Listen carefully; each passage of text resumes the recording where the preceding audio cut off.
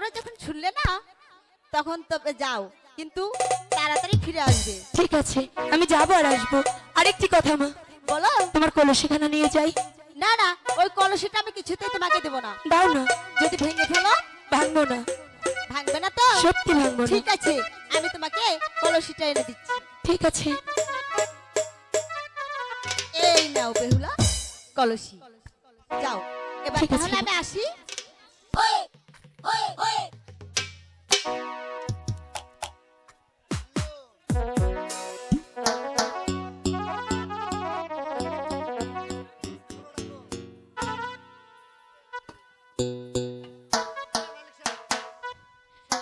সখী, বলো।